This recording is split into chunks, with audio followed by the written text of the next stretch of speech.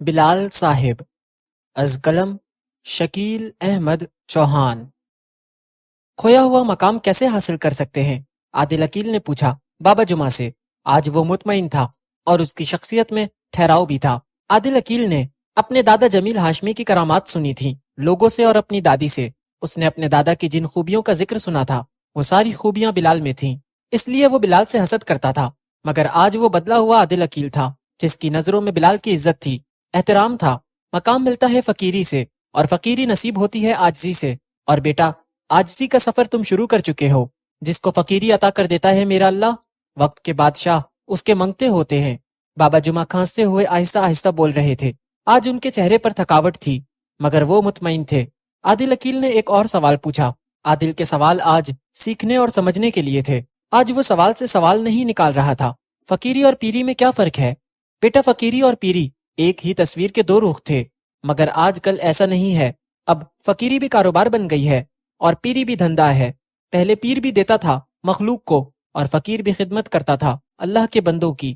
تو کیا پہلے سارے فقیر اور پیر ٹھیک تھے آج کے مقابلے میں؟ عادل نے سنجیدگی سے پوچھا۔ نہیں بیٹا، ایسا نہیں ہے۔ اچھے اور برے لوگ ہر عہد اور ہر زمانے میں ہوتے ہیں۔ تناسب کا فرق آ گیا ہے۔ پہلے اچھے لوگ زیادہ تھے اور برے کم تھے۔ اب اچھے فقیر اور پیر نہ ہونے کے برابر ہیں۔ سارے ہی دین کو بیچ رہے ہیں، کوئی تعویذ گنڈے کے نام پر، کوئی جہاد کے نام پر، کوئی عشق کی دکان سجائے بیٹھا ہے اور میرے نبی صلی اللہ علیہ وآلہ وسلم کی محبت بیچ رہا ہے۔ نعتیں پڑھ کر ان کی قیمت لی جاتی ہے، دعا کر کے اجرت لی جاتی ہے۔ لوگوں سے ہی جہاد کا چندہ اکٹھا کرتے ہیں، پھر انہیں کو کافر کہہ کے مار دیتے ہیں۔ یہ ہے آج کا جہاد اور عشق رسول، سب دکھاوا اور جھوٹ۔ بابا جمعہ کھانستے ہوئے خاموش ہو گئے اور کافی دیر خاموش رہے۔ عادل آج بلال کی طرح سن زیادہ رہا تھا اور بول کم۔ بابا جمعہ نے پھر سے لب کشائی کی۔ تمہارے پاس کاغذ قلم ہے؟ بابا جمعہ نے عادل کو دیکھ کر پوچھا۔ عادل نے اسبات میں سر ہلایا اور اپنے شولڈر بیگ سے ایک نوٹ بک اور پین نکالا۔ بابا جمعہ نے دیکھا تو بولے، بیٹا لکھو، جو فقیر اور پیر لینے والا ہے وہ جھوٹا اور فریبی ہے، اور جو اللہ کے بندوں کو تقسیم کرتا ہے اس کی عزت اور احترام کرو، مگر ادب اور عقیدت اپنی حدود میں رہیں، شرک سے دور۔ اپنے اوپر محبت فرض کر لو، اللہ سے، اس کے حبیب صلی اللہ علیہ وآلہ وسلم سے اور اللہ کی ساری مخلوق سے۔ یاد رکھنا عادل بیٹا، عبادت وہی قبول ہوتی ہے جس میں محبت شامل ہو، اور اپنے ملک سے بھی محبت کرو، یہ بھی ایمان کا حصہ ہے۔ جو چیز اللہ کے نام پر قربان ہو جائے وہ ختم نہیں ہوتی بلکہ امر ہو جاتی ہے، اور جو چیز اللہ کے نام پر بنائی جائے وہ مٹ نہیں سکتی بلکہ قائم رہتی ہے، اور یہ ملک اللہ کے نام پر بنایا گیا ہے، یہ انشاءاللہ قائم رہے گا۔ بابا جمعہ یہ سب بول کر پھر سے خاموش ہو گئے۔ وہ کچھ سوچ رہے تھے۔ تم آج یونیورسٹی نہیں گئے؟ بابا جمعہ کو اچانک خیال آیا۔ چلو بھائی چائے تو پلوا دو۔ عادل نے اقبال کو فون کر دیا۔ اس کے بعد بابا جمعہ نے عادل کو ساتھ لیا اور کے بلاک میں واقع ایک بینک میں اپنا اکاؤنٹ اوپن کروایا، اور اپنے بعد بلال کو نومینیٹ کیا۔ اس اکاؤنٹ میں ایک اچھی خاصی بڑی رقم جمع کروا دی۔ یہ رقم بابا جمعہ کے مکان کی تھی۔ انہوں نے اپنا مکان اقبال چائے والے کو بیچ دیا تھا، اس شرط پر جب تک میں زندہ ہوں میں ہی اس مکان میں رہوں گا، میرے مرنے کے بعد یہ تمہارا ہے۔ بینک سے فارغ ہونے کے بعد جب عادل اور بابا جمعہ واپس آئے تو محمد طفیل ان کے انتظار میں بیٹھا ہوا تھا اور چائے پڑی پڑی ٹھنڈی ہو چکی تھی۔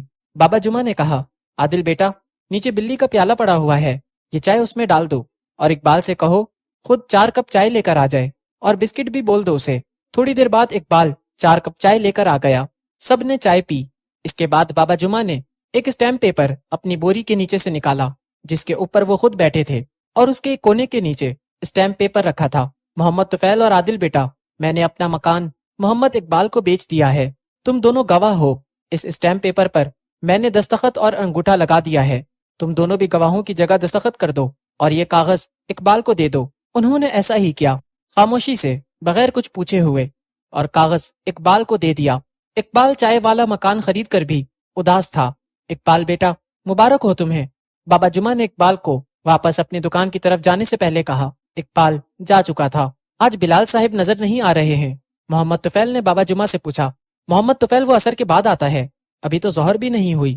بابا جی، یہ 5 لاکھ ہے، میری کمیٹی نکلی تھی، دوسری کمیٹی ہی نکل آئی تھی، آج میں لے کر حاضر ہو گیا ہوں۔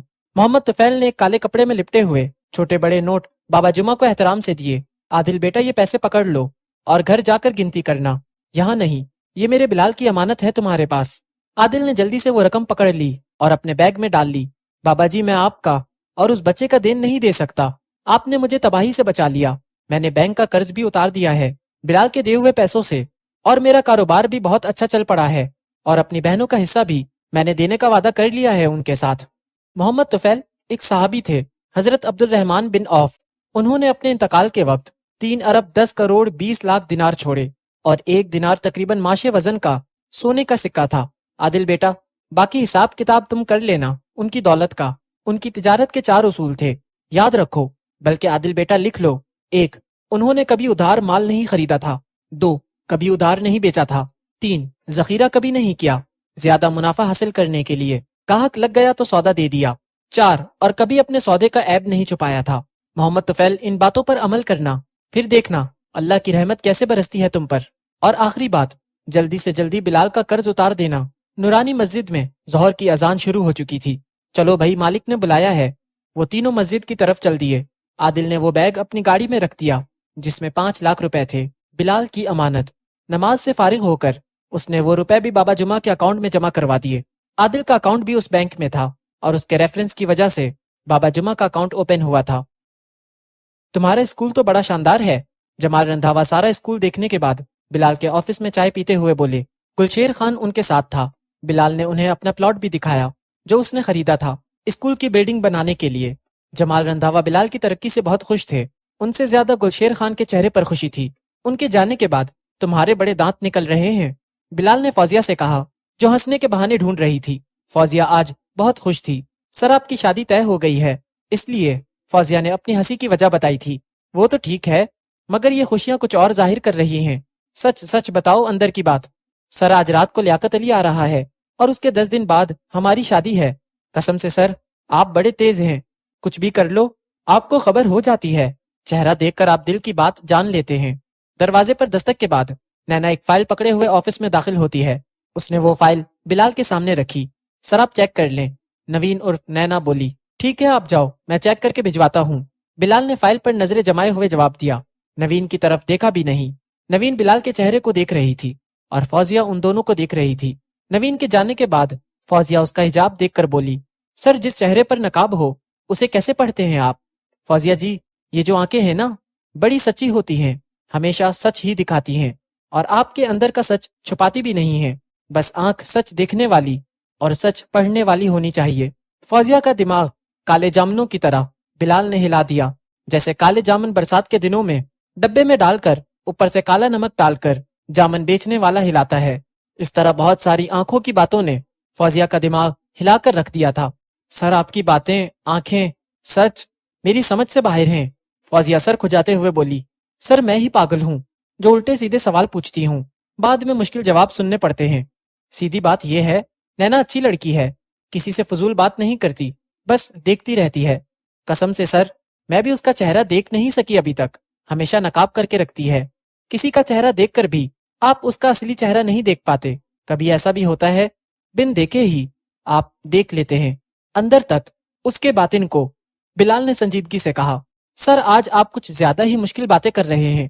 اچھا ایسا کرو، ایک گرین ٹی کا بول دو میرے لیے، اور اپنے لیے بھی کچھ منگوا لو۔ اس کے بعد بلال فائل چیک کرنے میں مصروف ہو گیا تھا، اور فوزیہ اپنے کام میں مصروف ہو گئی۔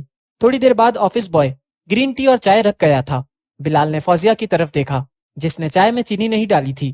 وہ ساری بات سمجھ گیا۔ کیوں آج پھیکی چائے؟ بلال نے گرین ٹی کا سپ لیتے ہوئے پوچھا۔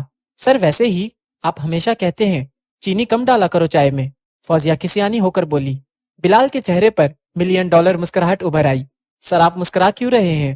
فوزیہ کو اندازہ تھا بلال کس بات پر مسکرایا، پھر بھی اس نے پوچھ لیا۔ بس یوں ہی، بلال نے فوزیہ کی طرف دیکھ کر کہا۔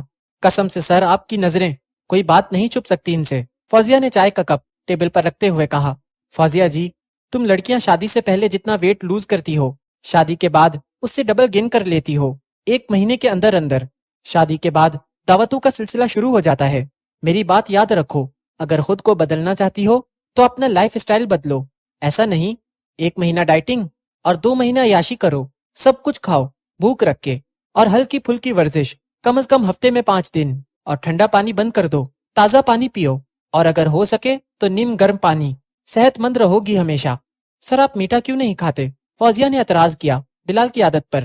تمہیں کس نے کہا میں میٹھا نہیں کھاتا؟ بس میں چینی کا استعمال نہیں کرتا، میں شہد استعمال کرتا ہوں اور گڑ بھی کھاتا ہوں۔ بلال اپنی پھیکی گرین ٹی ختم کر چکا تھا۔ سر آپ گڑ کھاتے ہیں؟ فوزیہ حیرت سے بولی، جیسے گڑ نہ ہو زہر ہو۔ گڑ مہنگا ہو گیا اور چینی سستی، سیب سستے ملتے ہیں اور امرود مہنگے ملتے ہیں، مرغی سستی ہو گئی اور دالیں مہنگی، چائے سب پیتے ہیں پھر بھی سستی، اور لسی کوئی کوئی پیتا ہے پھر بھی مہنگی۔ بیجی تبصرہ کر رہی تھی اشیاء خوردونوش کی قیمتوں پر، اپنے بچپن کو یاد کرتے ہوئے۔ میرے بچپن میں نوشی بی بی، میرا دادا کتنا کتنا گڑ مفت دے دیتا، ویلنے پر آئے لوگوں کو، سب رو پی کر بھی جاتے اور گڑ کھا کر بھی، اور گنے بھی ساتھ لے جاتے۔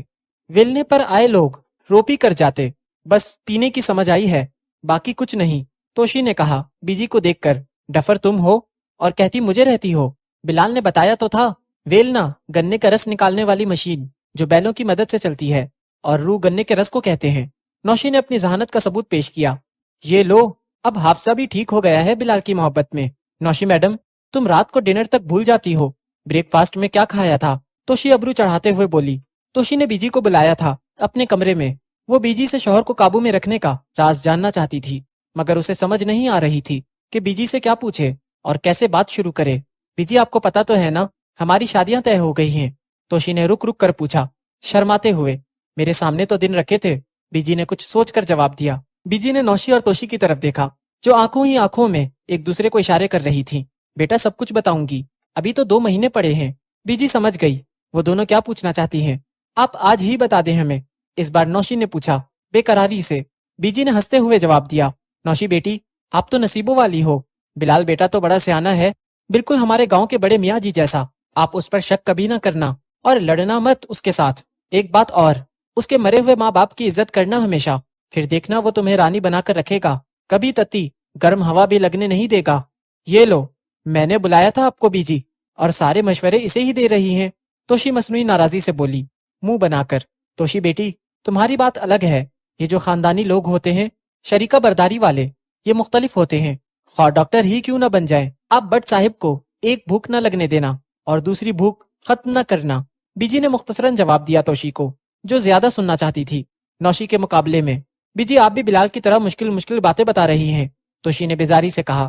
توشی بیٹی یہ تو سیدھی سی بات ہے، میری ماں نے مجھے بتائی تھی، ڈاکٹر صاحب کے کھانے پینے کا خیال رکھنا مطلب بھوک لگنے نہ دینا، اور وہ جو بھوک ختم نہ کرنا اس کا کیا مطلب ہے؟ توشی منہ بنا کر بولی۔ نوشی خاموشی سے بیجی اور توشی کو دیکھ رہی تھی۔ مطلب یہ کہ ہر وقت ڈاکٹر صاحب کے ساتھ چمٹی مت رہنا، تھوڑی دوری بنا کر رکھنا، اس طرح مرد بھوکا رہتا ہے اور اسے ہر وقت اپنی بیوی کا خیال رہتا ہے، اور وہ اس کی قدر بھی کرتا ہے اور عزت بھی۔ بیجی نے ساری تشریح کر دی دونوں باتوں کی۔ توشی کو بیجی کی بات سمجھ آ گئی۔ نوشی کے چہرے پر ہلکی سی مسکراہٹ تھی۔ توشی یکا یک پھر سے بول پڑی فرمائشی انداز سے، بیجی کچھ اور بتاؤ نا۔ اور بتاؤں؟ بیجی کے چہرے پر مسکراہٹ تھی۔ تو سنو، ڈاکٹر صاحب کو ہمیشہ بٹ صاحب کہنا، ان کا نام مت لینا، اور ان کی ماں کو آنٹی مت کہنا، بلکہ جس طرح ڈاکٹر صاحب بلائیں اس طرح بلانا، اور ڈاکٹر صاحب کو ان کے رشتہ داروں کی موجودگی میں پلٹ کر جواب کبھی نہ دینا، گھر آ کر بھلے 10 سنا لینا، وہ تمہاری سنے گا، محفل میں اس کی 1 مانو گی تو وہ تنہائی میں تمہاری 10 مانے گا۔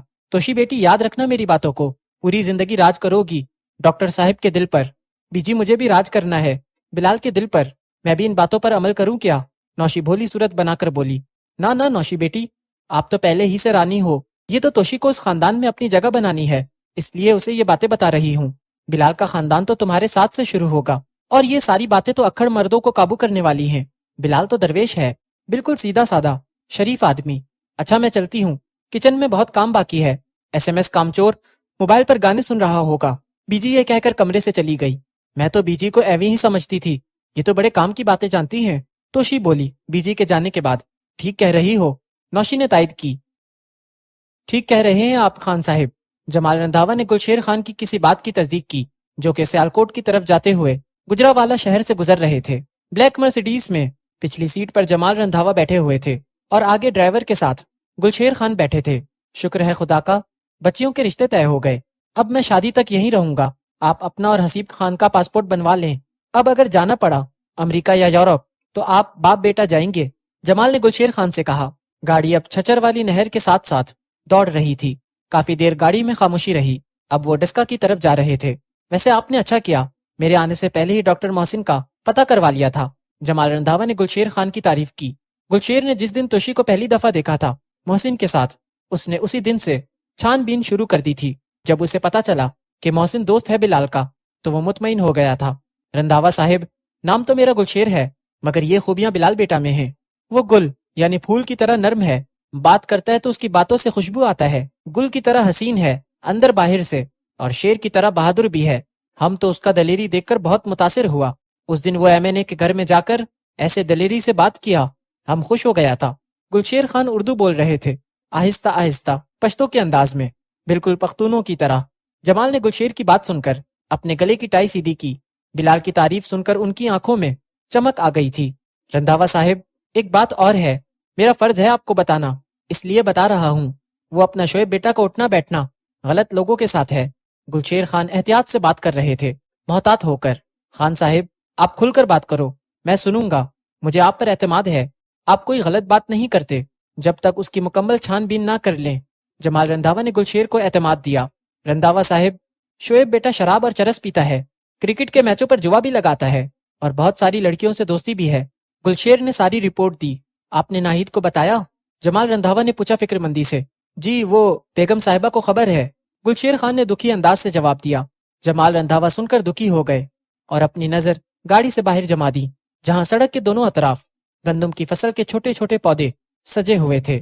زمین کے وشال سینے پر وہ گندم جس کو کھانے کے بعد ہی سے دنیا سجی اور جسے کھائے بغیر گزارا بھی نہیں۔